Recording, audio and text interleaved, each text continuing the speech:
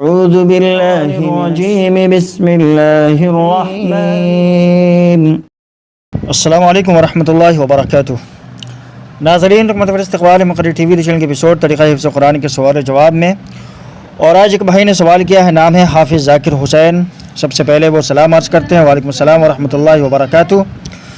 عرض کرتے ہیں کہ عرض یہ ہے کہ میں نے قرآن پاک حفظ کیا ہے، بہت اچھی بات ہے، مگر 4 سال سے میں گھر پر ہوں. یہ اچھی بات نہیں ہے.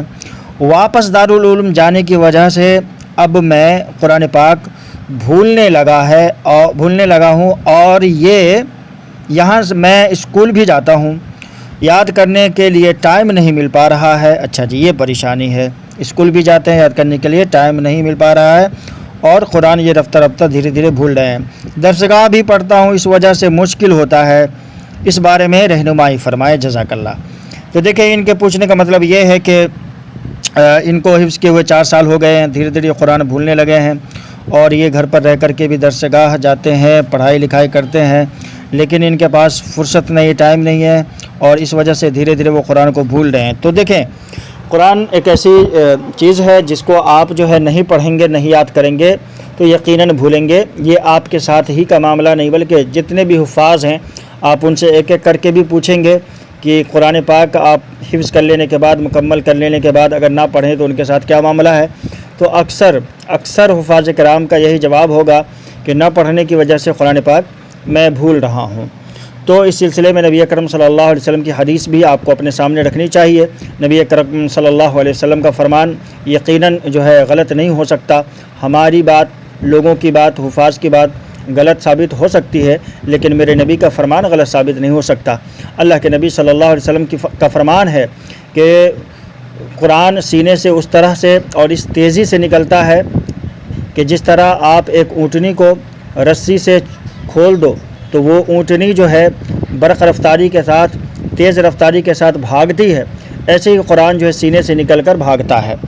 تو انسان جب قرآن کو پڑھنا بند کر دیتا ہے تو اسی طرح سے قرآن سینے سے دھیرے دھیرے نکل جاتا ہے. ٹھیک ہے نا. تو اس کے لیے آپ کو یاد رکھنے کے لیے کیا کرنا ہوگا کہ خواہ کتنی بھی مشغولیت اور مصروفیت کیوں نہیں ہے، آپ 2-3 کام کر سکتے ہیں. سب سے پہلا کام یہ کہ انہی مشغولیات میں سے کچھ وقت آپ نکالیں. سب سے پہلے آپ کسی حافظ قرآن کا انتخاب کریں جس کو آپ آن لائن یا آف لائن سنا سکیں. آدھا گھنٹہ لگے گا آپ کو، آدھا 1 گھنٹہ لگے گا آپ کو. آدھا پارہ یا 1 پارہ یا 1 پاؤ ہی صحیح، جتنا آپ کو آسانی سے یاد ہو سکے یاد کریں گھر پر رہ کر کے، اور اس حافظ قرآن کو جس کا آپ نے انتخاب کیا ہے اس کو سنائیں روزانہ کے معمولات پر. ٹھیک ہے نا. 1 پارہ سنائیں یا آدھا پارہ سنائیں یا 1 پاؤ سنائیں، نصف پارہ سنائیں، جتنا بھی آپ آسانی سے گھر پر رہ کر کے یاد کر سکتے ہو اتنا سنا دیں ان کو. ایک طریقہ یہ ہے قرآن کو یاد رکھنے کا. دوسرا طریقہ یہ ہے کہ اگر آپ یہ نہیں کر سکتے، کسی حافظ قرآن کو نہیں رکھ سکتے یا ان کو نہیں سنا سکتے آن لائن یا آف لائن، آن لائن تو آپ مجھے بھی سنا سکتے ہیں بہرحال. تو اگر آپ کو آف لائن مل جاتا ہے کوئی حافظ قرآن یا آن لائن مل جاتا ہے تو وہاں آپ سنا سکتے ہیں. ایک طریقہ یہ ہے. دوسرا طریقہ یہ ہے کہ اگر آپ یہ نہیں کر سکتے تو آپ از خود قرآن آموختہ پڑھنے کا سلسلہ آپ شروع کریں. قرآن آپ کو پڑھنا ہی ہوگا، یہ آپ اپنے پلے باندھ لیں. چاہے کسی بھی حالت میں ہو، آپ کو قرآن یاد رکھنے کے لیے قرآن کو پڑھنا ہی ہوگا. اس کے بغیر کوئی چارہ نہیں ہے. خواہ آپ نے قرآن کتنا پکا، کتنا ازور، کتنا پختہ کیوں نہ یاد کیا ہو اور آپ حافظ کیوں نہ بن گئے ہوں، لیکن اس کا مطلب یہ ہرگز نہیں ہے کہ آپ قرآن نہیں پڑھیں گے. ہم قرآن نہیں پڑھیں گے تو ہم کو قرآن یاد رہے گا. قرآن ہر کسی کے سینے سے اسی طرح سے دھیرے دھیرے نکلتا ہے اور کمزور ہوتا چلا جاتا ہے. اس کی بڑی وجہ یہی ہے کہ ہم حفظ کر لینے کے بعد، حافظ ہو جانے کے بعد پورے سال اطمینان سے بیٹھے رہتے ہیں. اور حد تو یہ ہے کہ حفاظ کرام جو پرانے بھی ہیں وہ بھی سال میں جب رمضان کا مہینہ آنے والا ہوتا ہے تو پھر وہ رجب سے اور شعبان سے ان کی تیاری شروع ہوتی ہے. جبکہ میں ہمیشہ کہتا رہتا ہوں کہ آپ کی تیاری رمضان کے لیے شعبان اور رجب سے نہیں بلکہ پورے سال ہونی چاہیے، تاکہ آپ کو زیادہ محنت رمضان کے قریب شوال میں نہ کرنی پڑے۔ تو بہرحال آپ کو آموختہ پڑھنے کا جو سلسلہ ہے اس کو جاری کرنا ہوگا اور اس کو تسلسل کے ساتھ جاری رکھنا ہوگا۔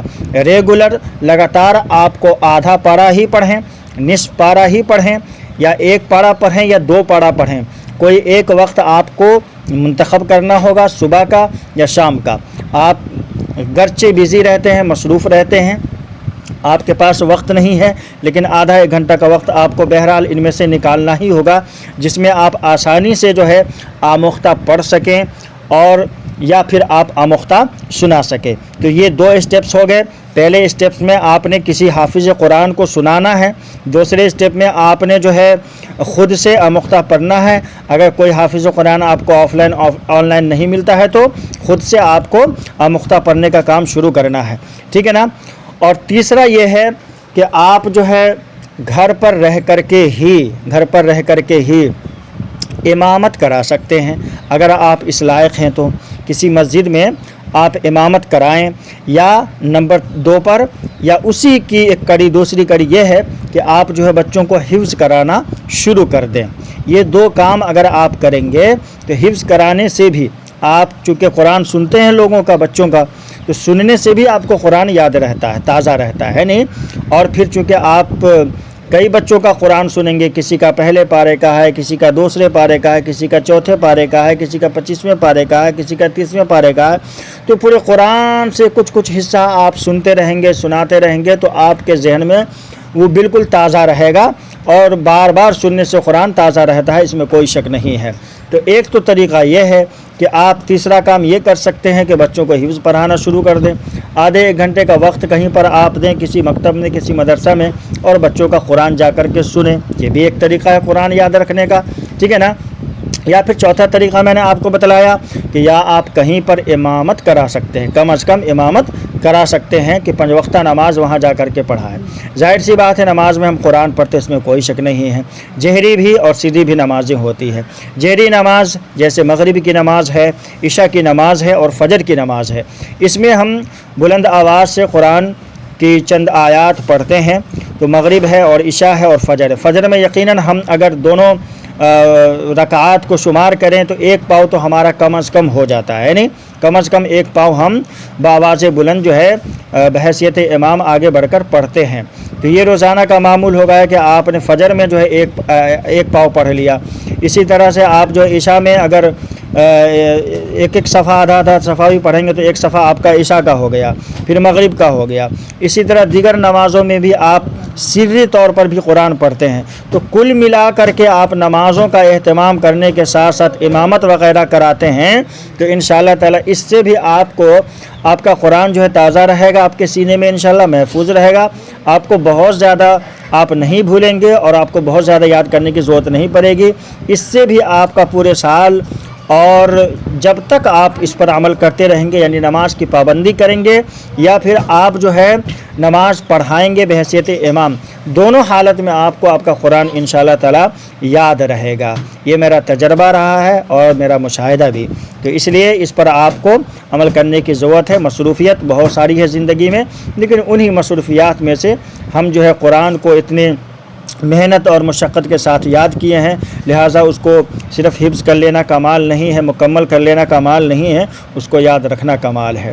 اللہ تعالیٰ سے دعا ہے کہ اللہ تعالیٰ ہم سب کے سینے میں قرآن کو تا عمر تا زندگی موت تک جو ہے یاد رکھنے کی توفیق عطا فرمائے، آمین یا رب العالمین۔ اگر کسی ساتھی کا سوال ہو اس سے ریلیٹڈ تو کمنٹ کر دیجیے گا، انشاءاللہ تعالی ہم اس پر بھی جواب دینے کی کوشش کریں گے بذریعہ ویڈیو کی شکل۔